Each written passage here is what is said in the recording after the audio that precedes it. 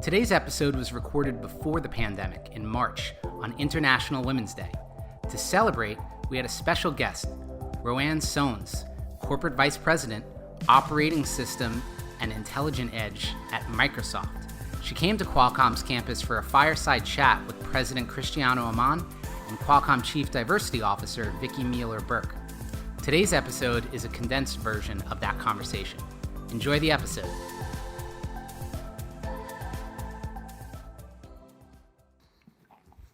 Hi, everybody. Hello. I get the center? Yes. All right. You know how these things typically go? Like I'll read this long bio on each of our guests, and what we'd rather do is kind of let their history and some parts of their story just kind of come through as we're speaking. So I want to start with Cristano, because the reason we're sitting here is a conversation he and I had December timeframe, and we were talking about International Women's Day, and I said, you know, is there someone that we work with, day in, day out at Qualcomm that you, and I barely finished this sentence, and he said Rowanne's name. And so I got the contact information and I reached out, but I'd like to start with Cristano. What was the reason that Rowanne came to mind and you thought she was perfect for this opportunity? There's a number of reasons. I think I wanted Rowan to be here with us. I think first of all, I think we like her a lot and really like working with her.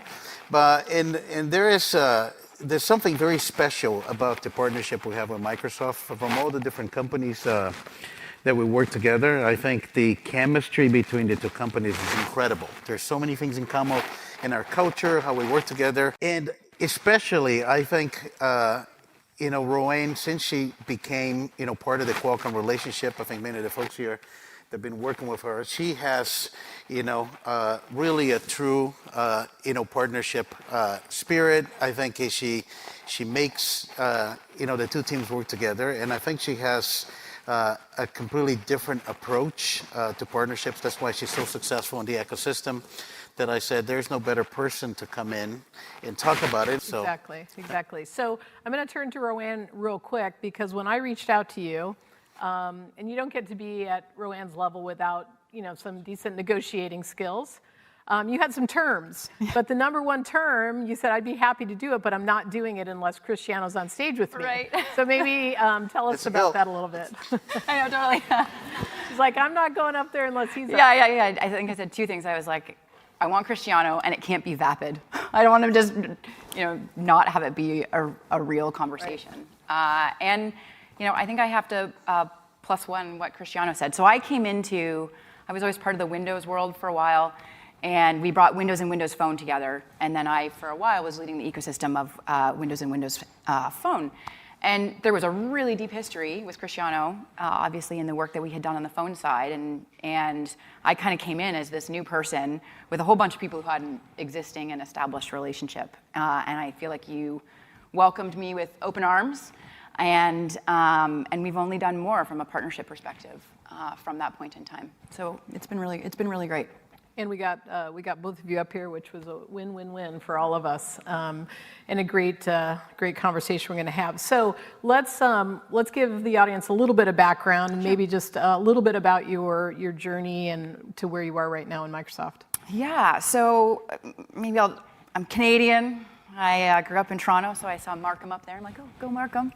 Near where you have your women's groups. I went to the University of Waterloo. I have an engineering degree from there. I interned at Microsoft and essentially started full time, and then I kind of blinked, and almost 20 years has gone by, and I bought a house, got married, had 3 kids, and here I am. It just kind of flew by. I still feel like I'm 20, even though I'm not, which is a problem sometimes.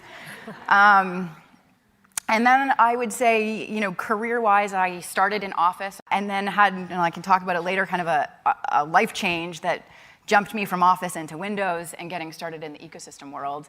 And man, I just really hit my stride there. And so it went from, a small thing to leading a small team within a small thing to leading a team for Windows to then leading the team for Microsoft, and then just recently, I have expanded that, and now I lead all of our operating system efforts for Microsoft as well. So. I mean, you kind of talked a little flippantly, like, oh, I was an intern, now I'm a corporate vice president. Those things don't happen for a lot of people. I mean, but it happened for you. And so maybe you can tell us a little bit about your leadership journey, not necessarily the job, but how did you continue to rise? And what were there some defining moments in your career? Yeah, so I will say I feel like I've always had champions.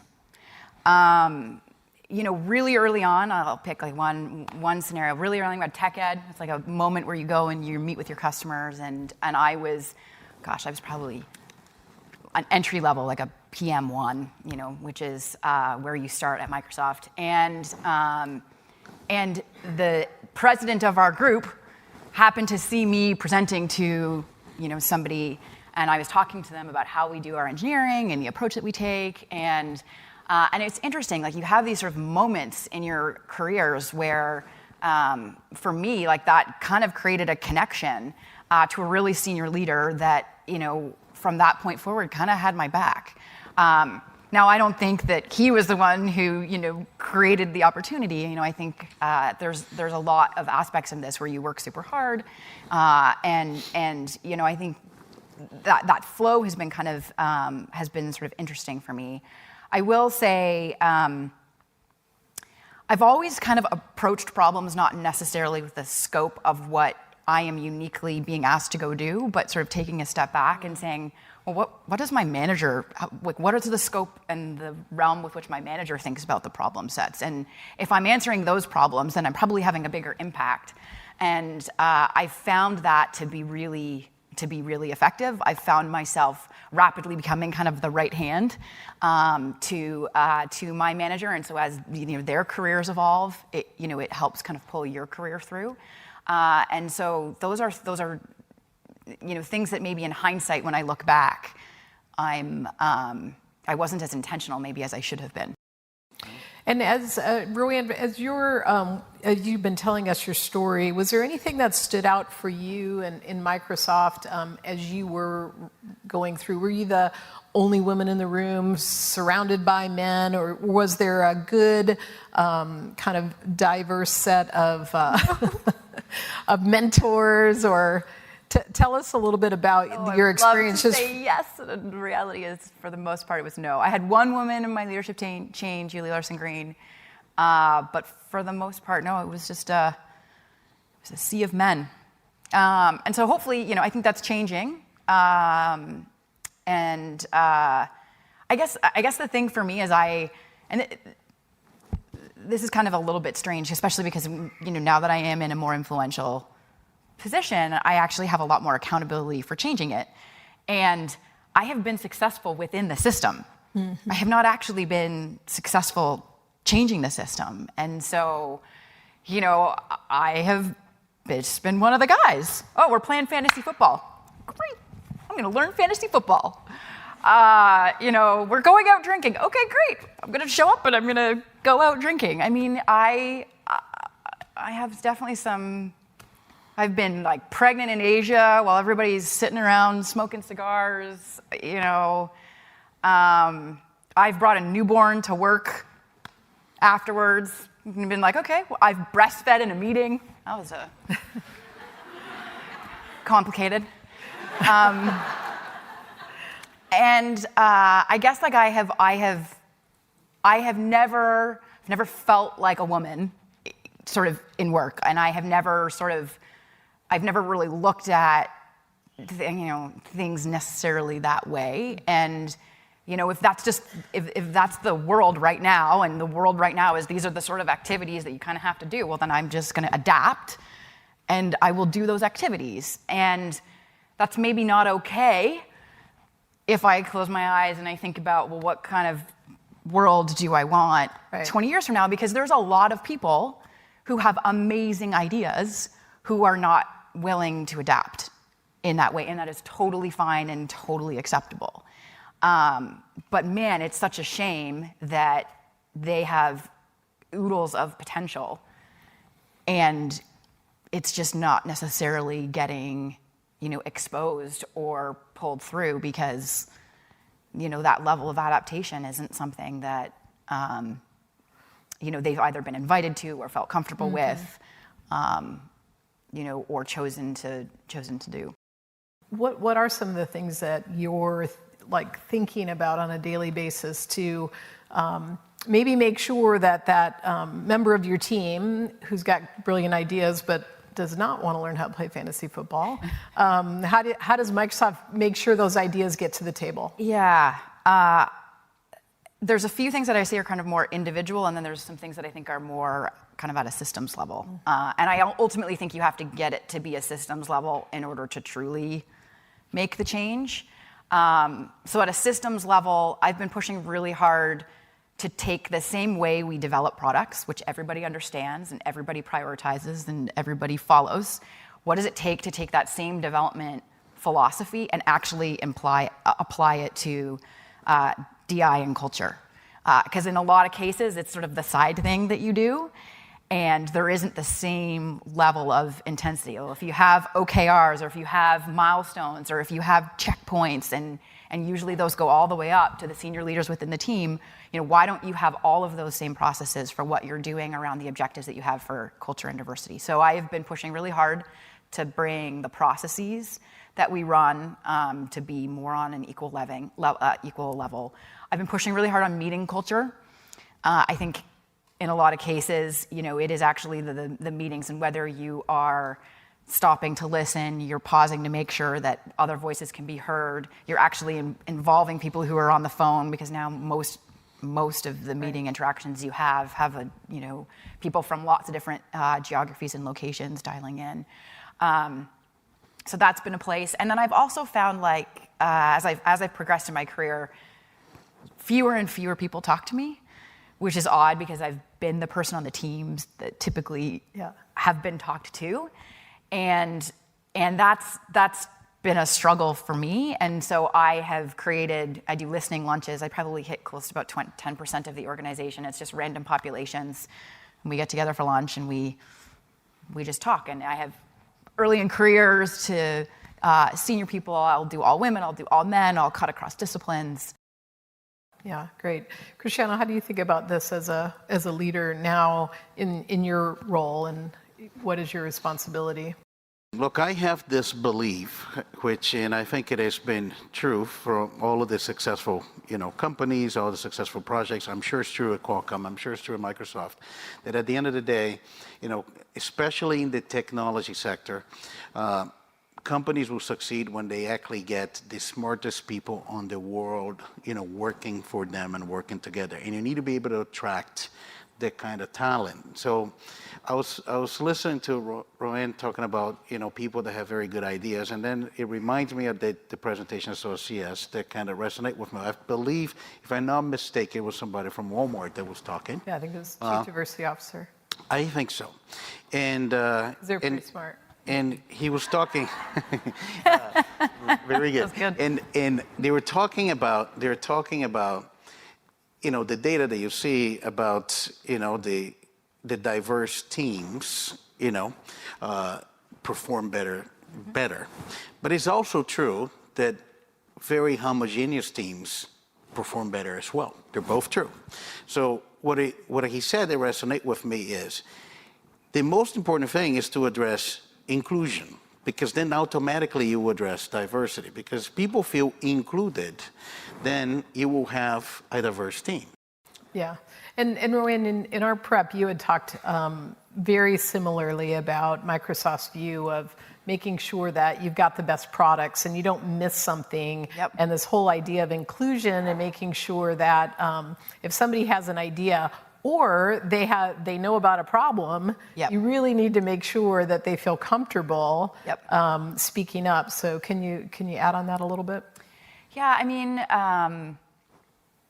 I would say it is amazing how much to truly change culture it helps to have a message from the top. I think Satya has, right from the get-go, been crystal clear that culture is one of his absolute number one priorities. we've instigated a few things that I think have been really helpful. We talk about these leadership principles that we have, which is you create clarity, you generate energy, you create clarity, you deliver success. And this is like one of the first times ever in my career that I felt like I've had a central driven process that actually I really believe in. McKinsey does a really great Women in the Workplace report every year, and they published it in the fall. And one of the things they talk about is the concept of the onlys, where you are the only person in the room. And it turns out that's a really alienating place to be. It doesn't matter whether you're the only female or you're the only person from Latin America in the room. Like it doesn't. There's lots of people who feel like who feel and are an only. And so we've tried to be very intentional about taking pockets of people and putting them in groups so that they can actually foster each other's development, and that there's a community there to rely on. I found that to be really important for early in career, which is also important because our pipeline is about 50% diverse, which is very different than the overall demographic that we have within the established workforce. And so you want to be able to foster and fuel the growth of that group. And so there's some specific things. There's lots of things we tried and failed at too. But yeah, it's. I always say if it was easy, we would all be, have figured it out a long time ago, right? I mean, smart companies, smart people in leadership. It's not an easy topic, and it's one that we have to just, continue to try to keep turning and looking at from a lot of different angles. So as we think about, I know both of you have kids. They're going to be, in your roles, 20, 25 years from now. What things do you kind of, is there a way for us to continue to change our companies and make sure that they are more inclusive and all members, even from entry levels to the senior leadership, are really presenting those as great places to work, very successful companies, execution focused because of some of these fundamentals? I have had those conversations with some of my friends. If you just look at our kids, I think, I look at my kids and how they talk and how they think, and I think some of my kids, they're probably right, after the millennials, they're just the next one. But they're more inclusive than we are. They have a more open-minded. So, and I think we're going to the right direction. You have to take, there's important steps you need to take, but it's things are going into the right direction, and I think we're going to continue to see improvement over time. And like I said, that's a good thing about being optimistic about things. Great. Yeah, I would add, I hope it's not about the boys' club or the girls' club. I hope it's just about, great people doing great work, and that that's just not a factor that anybody necessarily even looks at when they think about the work we do. In terms of specifics and things that we could do, I will, it's interesting. Melinda Gates actually gave the Grace Hopper presentation, I think it was like 2017. It was the first Grace Hopper that I'd actually been to, and she rocked it. She did a really good job, and I'm sure it's posted somewhere. For sure. I would recommend that as something that everybody goes and listens to. She talked about pathways and the fact that we need to get a little bit more creative in terms of how we think about the types of people that we welcome in and the types of people that we bring into roles, and that in a lot of cases you just have these really structured, we recruit from these 3 schools, and you go straight to like the network of the people that you maybe went to school with, et cetera, and that just exacerbates this really narrow funnel.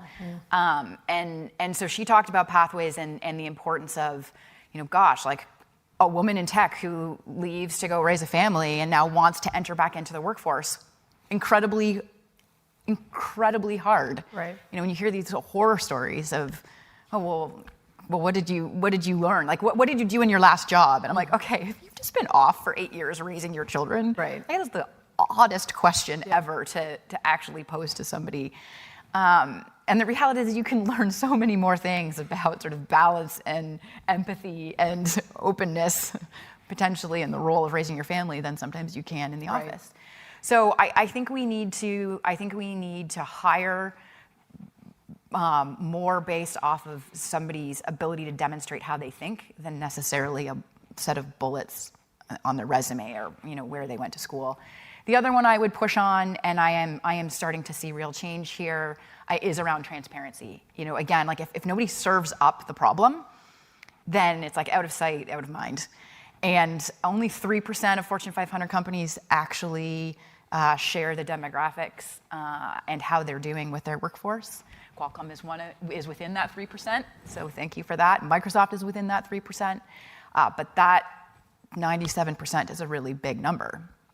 And I think you have to make it a priority, and you have to give people targets, and they have to be held accountable, and they have to feel the pain of if they don't meet that target, or again, just like products, like if you delivered a really bad product that didn't have any sort of business success, you will not be in that job for a very long period of time. Right? Why do we have a different bar for something that there is data that shows the most diverse and inclusive teams perform the best? So why would we have a different bar for somebody who's does not have a diverse team? Right. And they get to stay in that state for a really long period of time. And they're not as optimized as they could be, and that should be a business imperative. It should, and there should be accountability. There should be accountability for change. Yeah, yeah. Anything to add there? Yeah, actually, the thing about interview and how we think about attracting people that will help companies be successful. There's an experience I want to share, and I think some of the folks that I saw in the audience that probably know about this will relate to. About a couple weeks ago, I interviewed a candidate. It was a successful interview, and I think we're hoping to hire. I don't know if we hire or not, so I don't know about that. But the interview was very interesting. The interview started, and the candidate just, told me, I started the question, said, you talked to some other people, do you know what the job is? And the candidate told me, yes, I know what the job is, and let me tell you, if I have this job, what do I believe I need to do and how I'll make this job successful and what success means to me. And he went to the whole interview telling me what he would do if he had the job. When the interview ended, we were running out of time, and it was a very successful interview, and he asked me, do you want me to tell about my past experience? I said, no, don't have to. Because at least for me, good, bad, or indifferent, it was very clear that this candidate knew exactly what we needed to do that job. And I think it relates to some of the things that you said. Maybe some of the things that were true in the past, they're not going to be true going forward. And especially if we want, to be in an environment that we actually attract to our respective organizations, the best people in the world, and they're going to have, different backgrounds. Maybe they're not all came from the same university. Maybe they all came out of the same industry. Maybe they all didn't work at the same company. But, as long as we have the mechanism to allow, our respective organizations to understand the potential of those candidates, I think we're going to get, the best people, respective companies, and for everybody to work together. So I think that whole conversation about how to think about the pipeline of candidates and interview is a very important one. It's one that we can actually inflict change and see the results. Yeah, I always say, I think the three of us are all examples. We all went to college, we all studied, our particular degrees, and what we're doing now, we had to have the ability to learn, right? So no matter what you come to the, front door of the company with, it's going to change. Like there's no chance you would have known that you needed to be this expert on 5G technology, and yet now, you're eloquent, you know exactly what that technology is, so it's also this ability to just continue to learn and surround yourself with people, but you are also evolving and trying to find candidates where you can actually measure that. It's difficult, but really key point. Yeah, now that I'm, it's interesting, now that I'm, doing, I've been at Qualcomm for 25 years, and it's interesting, when I just got off college and I went to graduation, and I don't know if some other young engineers go through this, but I thought I knew everything. I realized today I knew nothing. And I think, how you go to your career, which is, it's a huge, learning experience. And I think to that point, it's never late. It's never late for people to start anything, to learn something new, to go, pursue, your goals, your dreams. Yeah, it's a great point. So we had an audience question that I thought I would just tee up here for either one of you, or perhaps maybe both. So the question is, women typically feel uncomfortable putting themselves in the spotlight. How can women get credit for their work and rise above the noise when they feel uncomfortable championing themselves? Well, that's funny. Well, it's not funny. It's interesting. The number, I don't know how much you see this, but if I think about people who come in and want to have like career conversations, I'm like, the number of men who come in and are like, I deserve this, and like, where is my next promotion, and where am I at with these things? And I'm like they're very, very transparent and very clear on what they want, and the number of women I have coming and doing that same thing is very quiet. And so it is interesting to just sort of say, the reality is like you do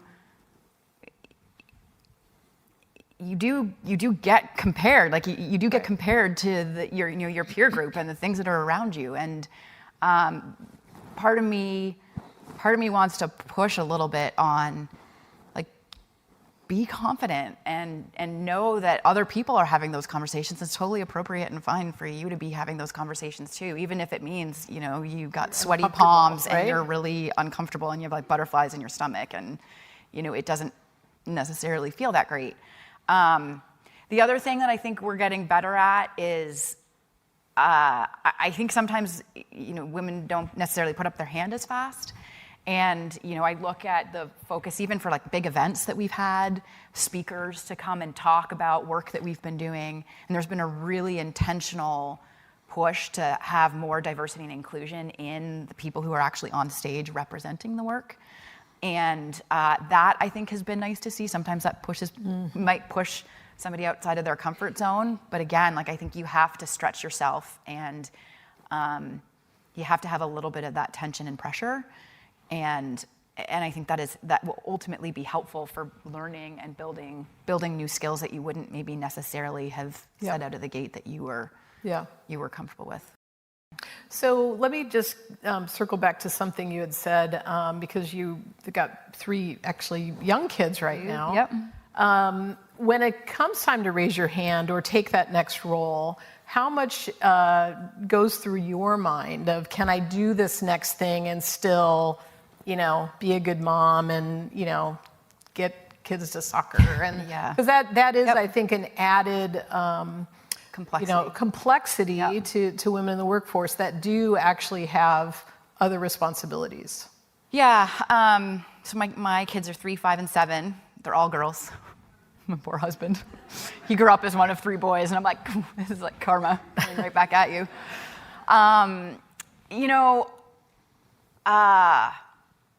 It's hard. There's just like no easy answer to this. I feel like, you have kind of maybe 4 legs to the stool, which is like, there's Roanne at work, there's Rowan kind of as a mom, there's Rowan as a wife, and then there's Rowan for herself. Mm-hmm.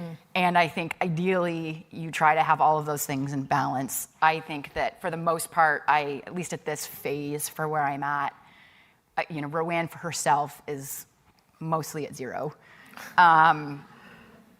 Yeah, that part's not as great as I would like it to be. And then I feel like I try really hard to balance across the other 3, but I don't have great answers on this. I am very fortunate. My husband is 50% mom, and not everybody has that. But like, he cooks better than I cook, and he can put all the kids to sleep, and I can disappear to travel for a week and be like, I'll see you later. And he's on it, and we did that. I took my new 13-week maternities, and then left him first with 1 3-month-old, and then I left him with a 2-year-old and a 3-month-old, and then I left him with a 4-year-old, a 2-year-old, and a 3-month-old. And so that's very helpful for me. And we have clear boundaries and guidelines. Like we break the weeks up and we know who's on and we know who's not on. And then part of me just kind of says it's just a phase. I don't get as much sleep as I would like to get. You know, like I'm fairly hardcore in the times when I'm on, and so I don't have my laptop or my phone, and I'm like with my kids, and I put them to bed, and then I start my second job from 10 to whatever time. And so those aren't great answers, but it's the reality of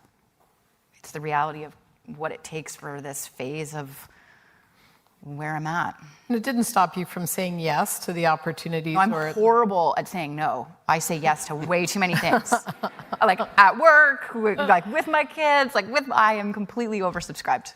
And that is an absolute problem. Well, and I think it's also a fallacy that dads don't do any of those other things as well. I mean, Cristiano, how do you balance?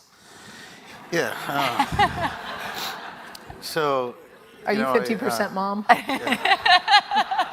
One of the biggest issues for me, I have to, there's so many, I spend way more, hours with the people at work than I spend with my own family. That's why, I like the people I work with a lot, because that's really, end up being, where you spend most of your life with. And then I try when I get home, and it's difficult, but when I get home, if I'm with my wife and my kids, that's where I am with. I'm there. I am there. When I'm there, I'm there. You have to find that balance. I think, everyone is busy. Even the kids right now are busier than they used to be. And I think you have to find a way that everybody feels they're part of it, and everybody is committed to it, and help the way I can. And on the specifics, I am not a very good cook, but my biggest creation of seafood pasta was instant noodle with sardines. But I think I'm crackers and cheese. Yeah. So we should get together. It'll be a really healthy meal. But I kind of relate to. But the one thing I want to say though, with everything you have going on, and you just described it, you're a very happy person. And I think that's what's the most important thing. If you're happy, how you live in your life, and and you have that positive attitude in life, everything works. You find a way to get things in place, and it just go on. And that's how I think about it. Great. Well, I'm going to wrap up. I think we heard really two similar yet different leadership stories. We heard an important partnership for the business. We heard take control of your own career. Figure out how to ask the questions, and try to do it with a smile on your face, and surround yourself with really good people who are going to challenge you. I think those are some of the takeaways. So maybe you all can kind of think about what you're going to take away. So an equal world is an enabled world. Individually, we're all responsible for our own thoughts and actions all day, every day. We can actively choose to challenge stereotypes, fight bias, broaden perceptions, improve situations, and celebrate women's achievements. So collectively, each one of us can create a gender equal world. So each for equal means it's all of our responsibility to go out and try to get something that you're touching today and make it better. So thank you all for coming, and thanks to Roanne. Thank you for doing this and for having me. Really appreciate it. Thanks for listening to the Qualcomm podcast. If you haven't already subscribed, you can do so via SoundCloud, Spotify, Apple Podcast, or Google Podcast. And by the way, our friends at Legal really want you to know that references to Qualcomm may be Qualcomm Incorporated, Qualcomm Technologies Inc., and or its subsidiaries. Qualcomm Snapdragon is a product of Qualcomm Technologies Incorporated. Until next time.